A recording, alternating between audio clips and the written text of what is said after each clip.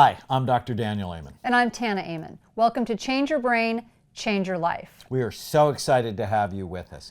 Every week, we're going to give you tips and tools to help you have a better brain and a better life. You're not stuck with the brain you have. You can actually make it better, and we can prove it. So at the Amen Clinics over the last, 23 years, we've been doing brain imaging. We do a study called brain SPECT imaging. SPECT looks at blood flow and activity. It looks at how your brain works. We've done nearly 100,000 scans on people from 111 countries. And just what Tana said, the theme of our work is you're not stuck with the brain you have. You can make it better. And we've proven it over and over again. I always like to start with brains run the world. They run the stock market, the local market, huge corporations, mom and pop shops down the street. Brains run governments, although not that well. Yeah, probably don't want to talk about that right now. Brains run schools, churches, families. These are our girls and some of our grandbabies. And you. And we're so excited because every week we're going to bring you information and tips that will literally help you change your brain and change your life and your family. But most people rarely think about the brain, which is a huge mistake because success in everything you do always starts with a healthy brain. The problem is that brain-related problems affect 200 million Americans at some point in their lives. Brain fog, memory problems, depression, anxiety, insomnia, and being overweight or obese. And nobody thinks about that, right? Nobody thinks that the belly and the brain are connected. Right. So we want to really help you make that brain-body connection. And I like what you often say is that it's almost more normal to have a problem at some point in your life or know someone that does, that's very close to you, than it is to not have a problem. What is it, 51% of people will be affected? So according to the U.S. government, 51% of us at some point in our life will have a psychiatric illness. 29% of us will have two, and 17%, or 51 million Americans, will have three. So I like to say normal is a myth. Right. It's a setting on a dryer or a city in Illinois. I actually get to give a lecture once in Normal, Illinois, which was hysterical. And how were the women there? Were they normal? Well, being from California, it was the first time I actually met normal women, and they tended to be like everybody else. It's the smart people that get help when they have a problem, rather than they think they're so different than everyone else. So what I like about this is that we're really interested in breaking the stigma. We don't want people not getting help or hiding in secrecy or suffering alone. We really want to break that stigma and help people to realize this is medical, not moral. And I love this because I grew up in a time where it really was a stigma. And in fact, here I'm a nurse, but I still had that same thought. And when I met you and I started understanding what your work was about, gosh, that was 9 years ago now.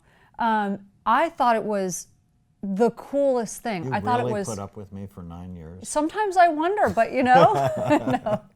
No. Seriously, it's the most amazing thing because when I started to really understand the power of looking at someone's brain and really seeing what you can do when it's not just the scan. When you look at all four circles, that biological, psychological, social, and spiritual aspect of a person, and you work on the whole person, the results are astounding. And it really does take the stigma out. There's no reason for people to suffer alone like they do. And we're going to talk to you about those four circles as we move along in this show. They're just so critical. Thinking about some of the problems in the brain, what a lot of people don't know is Alzheimer's disease is expected to triple in the next 25 or 30 years, and there's no cure for it on the horizon. If you're fortunate enough to live until you're 85, and I'm totally planning because I live with this one, 50% of people at 85 will have a diagnosis of dementia, or one form or another. And the truly terrifying thing is what we now know through our imaging work is that Alzheimer's disease starts in your brain 30 to 50 years before you have any symptoms. Right. So I have a patient I diagnosed at 59.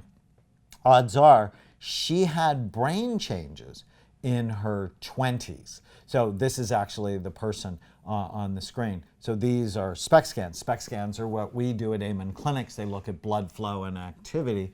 Healthy on the left, someone with Alzheimer's disease on the right who was diagnosed at the age of 59. So even in her 20s or 30s or 40s, her brain is deteriorating.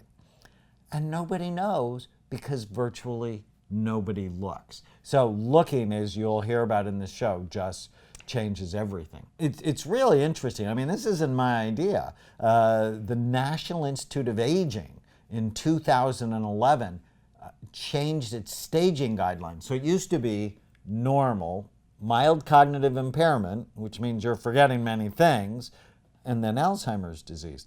But based on the imaging work from clinics like ours, they changed it. They added a new stage. So the first one is still normal. The second one is normal, but your brain's deteriorating. So you can actually see changes in the brain when people don't, have any outward manifestation, then mild cognitive impairment, Alzheimer's. But you can see the trouble. Right. And what's so interesting is now for a long time now, we've said we're going after Alzheimer's. We have an Alzheimer's prevention program, and that sort of made some waves. But it's true because people never make the connection, or they didn't until more recently, between lifestyle, what you're doing every day, and its effect on diseases like Alzheimer's. In other words, as your weight goes up, the size and function of your brain goes down. Obesity, diabetes, heart disease, all of these things actually contribute to Alzheimer's disease. All of these things that are preventable. Preventable. And so that's why when we say we have an Alzheimer's prevention program and we're going after it, we're going after all of those things that lead to Alzheimer's disease. So we are going to teach you that connection between your body and your brain and how do you prevent these things. It's actually much easier than you might think. But it requires focus, and we're going to give you those right things to focus on. As most people know, depression is one of the greatest killers of our time. Worldwide, it is the most expensive medical problem. It affects 50 million Americans at some point in their life, and it is a major risk factor for Alzheimer's disease. In fact, in women, if they have problems with depression, it doubles their risk. In men, it quadruples their risk. And I want to just take a minute here. We sometimes talk about it, and we talk about it in a clinical sense and what the risks are and things like that. But anybody suffering with depression knows it is one of the most miserable things to ever suffer from. And there was a period after I went through thyroid cancer, I actually had significant depression, not understanding what was happening with the whole disease process. But it's like someone is ripping your skin off. It's terrible. While you're awake. It's just, and it's something you can't get away from. There's not a painkiller for it. Now we have some medications that help sometimes, and sometimes they don't. But that's really what we want to help people with, is we want to help alleviate some of that suffering and help show people what you can do naturally and also medically. So we're not anti-medication by any stretch. We don't want you to walk away thinking that we are, but we are against the indiscriminate use of medication without addressing lifestyle, because there are so many things you can do to make your life better today, starting now. And that's what we want to share with you. And one of the things I think you're famous for in the Omni Diet, the book that she wrote in the other cookbooks, is really eating in an anti-inflammatory way. And what has been discovered is inflammation in your body is a major risk factor for Alzheimer's disease, and it's a major risk factor for depression. Depression also increases the risk of heart disease, cancer, diabetes, and obesity. And everybody knows obesity is a serious national crisis.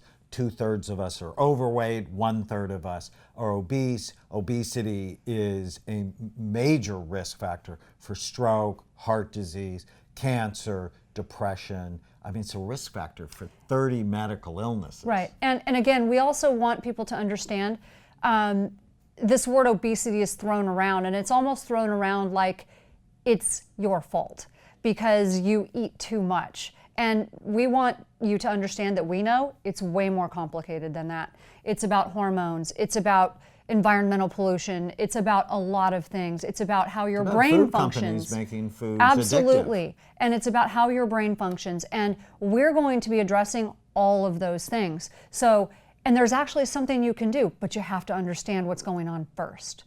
Know better, do better. Right. If you look at the maps of the progression of obesity in the U.S., it was really not a big problem at all in the early 1980s. But then it just started to skyrocket. And one of the things I think that skyrocketed it was the U.S. government when they came out and they said, fat is the enemy. Let's take fat out of everything. And when they took when they really sponsored low-fat this, low-fat that, low-fat diets are good for you, they replaced the fat with sugar. Sugar and chemicals. And so this term obesogens, which we'll get into at another point, but these are chemicals that are either in your food or in the environment. And we started putting those obesogens in people's foods. They're chemicals that don't easily leave the body. But another thing happened during that same era, and we started adding a lot of pollutants to the environment, including to the water. And if you look at the areas where obesity actually is worse than any other area in the country, they tend to be right along the Mississippi River, where we dump a lot of stuff. Isn't that interesting? So your environment clearly matters. The CDC, according to statistics, no state met the Healthy People 2010 goal of having less than 15% How of their scary is population that? obese.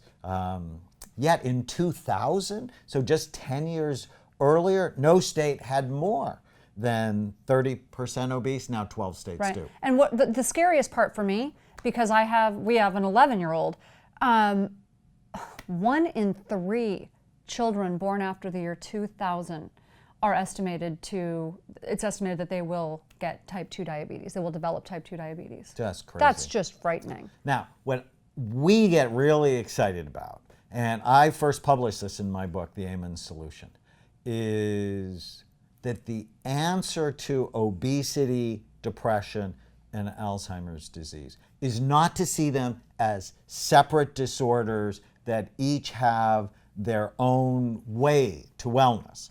It's really to see them as different expressions of the same disorder. And I like what you said. So I love this. So yeah. say this. So I actually do a lot of presenting, and sometimes for academic institutions.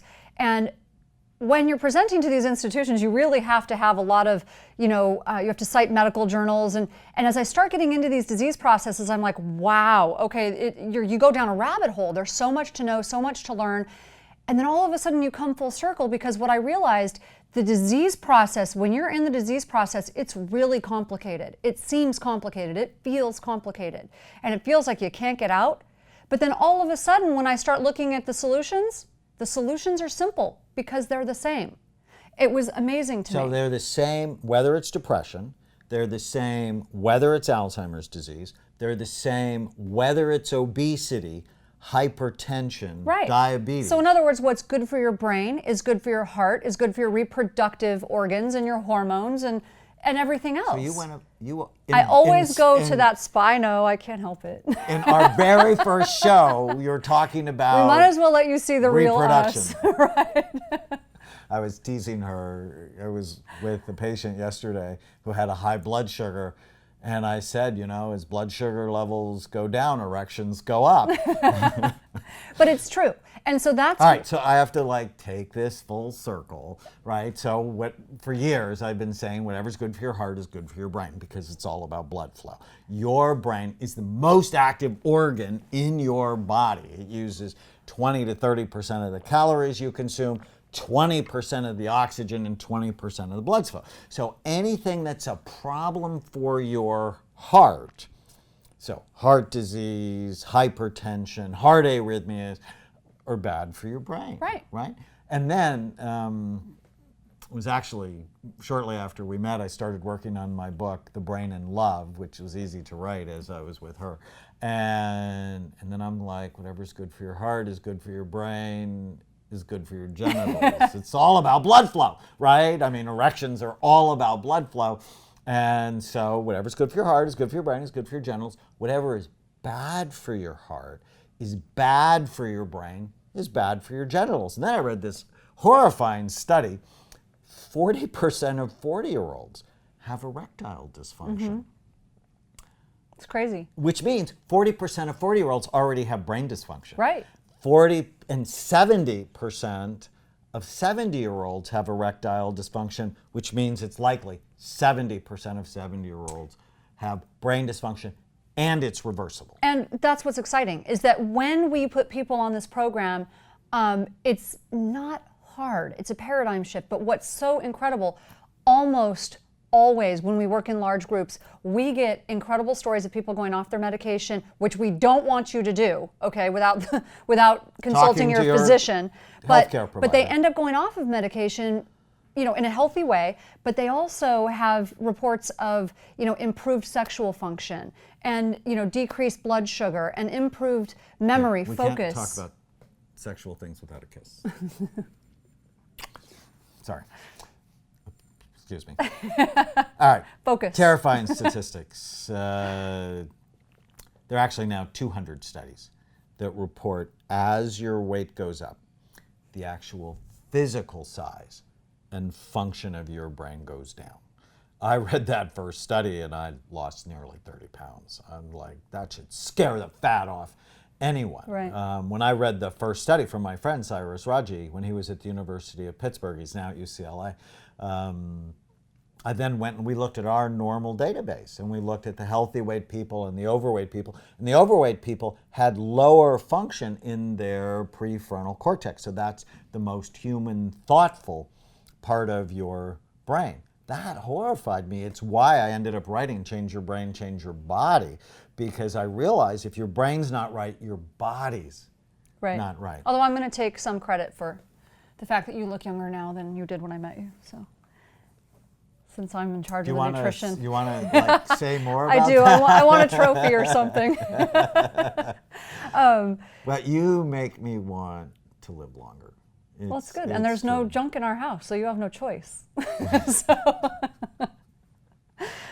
So anyways, this is our study on, our quote normal group. It's never a good idea to be obese. You don't want the pressure on your joints, but fat actually is not innocuous. Right, I want to point this out. So again, we understand it's not that simple. We're not blaming anybody. Okay, if you're overweight, we want you to hear this. We're not saying, oh, you're lazy. That's not the message here. We understand that in many cases, it's actually not your fault. You may have been exposed to something. There might be a lot going on in your life. What we are saying is that it's not healthy for you. Okay, we're not discriminating against anybody who's fat. We want to help you have the best life you can and the best brain you can. And you're not likely going to do that if you have a lot of fat on your belly. So we want to be able to show you some of the reasons that might be happening, why it's been so difficult, and how you can reverse it. I then aim in clinics, and we'll talk about this at some point in our shows, we did the world's largest study on active and retired NFL players. And so as I was learning about as your weight goes up, the size of your brain went down, we then studied our football players who were healthy weight, same position, and compared them to the obese football players. And what we found, again, lower function in the frontal lobes. And if you just think of your prefrontal cortex, judgment, focus, forethought, impulse control, organization, planning, and learning from the mistakes you make. And in order to get to a healthy weight, you really need those functions. And so to understand brain-body connection is just critical. And as your brain gets better, your body tends to get better as well. Because trust me, I know how hard it is. I have fat genes. I actually did a genetic test that said I had a 67% chance of being obese, and I have an obese sister and an obese brother. And I know if I'm not focused on this, I'll totally be overweight. So I know it's hard. We were just at the hospital. Your father-in-law was sick, and we went to a deli nearby to get them something to eat. I actually counted all of the food they had in the deli. 95% of it was garbage. Unhealthy. And I'm like, so it takes good forethought, takes good frontal lobes in order to fight the war. Right. Because, I mean, no, let's make no mistake about it. You are in a war for the health of your brain and your body. And I really like the word warrior for that reason. So as somebody who's had cancer 3 times, who's had a laundry list of, health issues and was on a laundry list of medications at one point in my life, I like the word warrior. So I learned how to fight early on in life. I practiced martial arts, and that's an empowering word. And the reason I like it is because I didn't always feel empowered. And I know some of you watching right now don't feel empowered. You felt like a victim at either some point in the past or now. And we want you to know that we're going to teach you how to become a warrior. You're going to learn how to fight for your health, for the health of your family. You're going to learn the right things to do. And we want you to be empowered with that information. Stay tuned, because next week we're actually going to talk about Tana's story. I want you when you hear her story, it will inspire you, and you'll love her, although not as much as I love her. So, as I learned about these studies, as your weight goes up, the size of your brain goes down, it's frightened me into losing a fair amount of weight. And when we looked at our studies, as your weight went up, thinking and reasoning scores also go down. So I want you to be a bit anxious about your weight. Not that it upsets you, but it motivates you to do something. And as I was saying, fat is not innocuous. Fat actually becomes the largest endocrine organ or hormone producing organ in your body. In fact, fat takes healthy testosterone, which is important for men and women. It gives you a sense of sexuality, virility, motivation, drive, energy, mood, and it takes healthy testosterone and it turns it into unhealthy forms of estrogen that can be cancer promoting. In fact, fat cells release over 30 different types of unhealthy chemicals in your body. In addition, it stores toxins, and so when people lose a lot of weight, they actually can get sick because of the release of toxins into their body. It releases something called pro-inflammatory cytokines, and it's a long word to mean it increases inflammation in your body. Inflammation, again, is a major cause of dementia and depression. It promotes insulin resistance, and you're going to hear us a lot talk on this show about how important insulin is and blood sugar. I want you to get motivated. This could be one of the most important things to do, not just for your joints, but also for your brain. A long time ago, I coined a term called the Dinosaur Syndrome, which is totally rude, and I apologize for it. No, you don't. Don't lie. I was actually on a plane when I figured this out. I was doing a public television tour, and I was going from Chicago to Des Moines, and you can only get to Des Moines in small planes. I hate small planes. But anyways, I was sitting next to a woman who was morbidly obese. And, I'm like sort of scrunched in my chair, and the chair was little as it is. And I got the thought, oh, maybe you should lean over and tell her she doesn't want to be a dinosaur. Big body, little brain, you're going to become extinct. And of course, the next thought in my head as soon as I had the dinosaur thought was, shut your mouth. Because I don't know if you had a mother like mine, but... or a wife. My mother used to say, if you don't have something good to say, don't say anything at all. And so I didn't say anything. And then when I got home, I told Tana about the dinosaur syndrome. And I said, shut your mouth. She said, you have enough people who hate you. That's terrible. Don't ever say that out loud. And then we went to Pittsburgh, and I went to GNC. I was going to do some business with GNC with our supplement line, and their marketing director was morbidly obese. And it really upset me. And the reason it upset me is because if you don't live the message of your life, you're a bad messenger. I mean, you're just not an Yeah, how do you effective trust somebody who... messenger? But, I'm trying to do business with these folks, so I'm very nice. And then we go out to dinner with them at the Capitol Grill in Pittsburgh. And for dessert, for the table, he ordered 2 souffles. And I'm just like, Tom, you don't want to be a dinosaur. And Tana's sitting next to me, and with the pointy shoes, she kicks me. Now, why do women wear pointy shoes? So we can kick you when you need to be. But Tom got really curious. He said, what do you mean? And I said, well, there's a whole bunch of studies. Actually, the first one was done here at the University of Pittsburgh that said as your weight goes up, the size of your brain goes down. I said, are you done?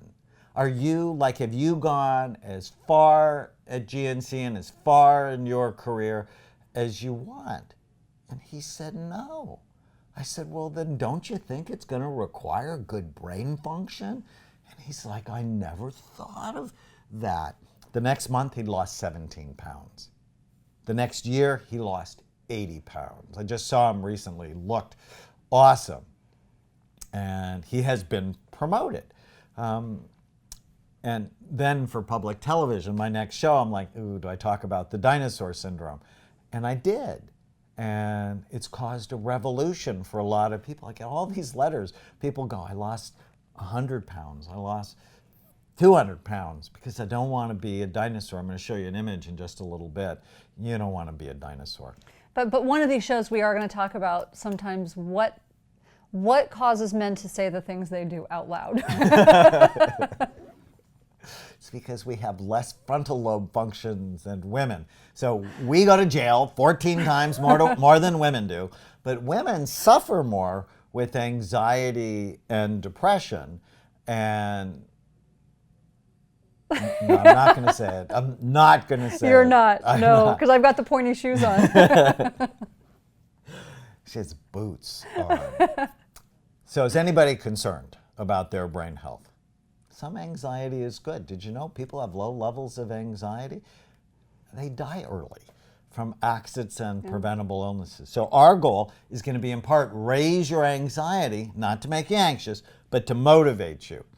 People with low levels of anxiety go to jail, but fear just gets you started. Feeling amazing. I have to tell the story about Chloe because it's just hysterical. So our 11-year-old, she's doing really well in school this year, but she's a little over the top on the anxiety about getting things done early. Like she makes us cancel family plans. So where did she get that from? I have no idea. But she's definitely not a procrastinator. So she'll have a project due a month from now, and she will want to get it done tomorrow. And if it's not done, she starts to get very stressed and anxious, and she gets really nervous, thinking she won't have enough time to get it finished. She's so afraid that something will get in the way that she won't relax until it's done. And so she gets really uptight. So she had a big project, it was due in like a month, and she just went a little crazy, and she's like, you've got to help me go to the store and get all my stuff. And she was acting a little neurotic about it. So I kept telling her, I kept telling her, it's good that she's motivated, but that I wanted her to relax a little bit, that she was getting a little too anxious. Anyway, she turned in the report. It was done way early. She turns it in, she gets an A. And I told her, I said, now see, Chloe, just by having a plan, you didn't need to get that anxious. You still got it done. I'm proud of you for getting it done, but you don't really need to get that stressed out. And she looked at me and she goes, do you know why I do well in school? Because I'm anxious. So some anxiety is good. Too much is obviously bad for you. So let's talk about Steve. I mean, this is just one of my favorite stories. He inspires us all the time. Yeah, so a number of cool. years ago, he's 630 pounds, and he was depressed. He had a 25-year addiction to alcohol and nicotine. It was really the alcohol why he was so overweight. But he also had sleep apnea, hypertension, diabetes, chronic pain. He was suicidal, but he couldn't get upstairs to get his gun because he couldn't lift his body up, and he was on 10 medications. Whenever Steve would fall, one or two people could never get him up. He actually had to call 911, and a group of people, Right. like 9 of them, would lift him up. And one day he fell and hurt his knee. They took him to the hospital. And while he's in the hospital, he says, you know, I really have to make a decision. I'm going to kill myself or I'm going to get well. And just by random chance, if you believe in random chance, his sister saw me on public television in North Carolina with my show, Change Your Brain, Change Your Body. And she got it for him. She got the package for him. Was waiting for him when he got home from the hospital. And Steve thought it was an answer to prayer, and he just did everything that I said. Right. And I love that. So many people go and they cherry pick. You know, I'll do this, but I won't do that. Oh, that's too hard. And they don't get the results. Steve did everything, and he got his important numbers checked. And one of the things we want you to do, and we'll talk about it more in the coming weeks, is you got to get your labs checked, right? And his testosterone level was so low, the doctor didn't believe it, and they measured it 3 times. It was like lower than a woman's.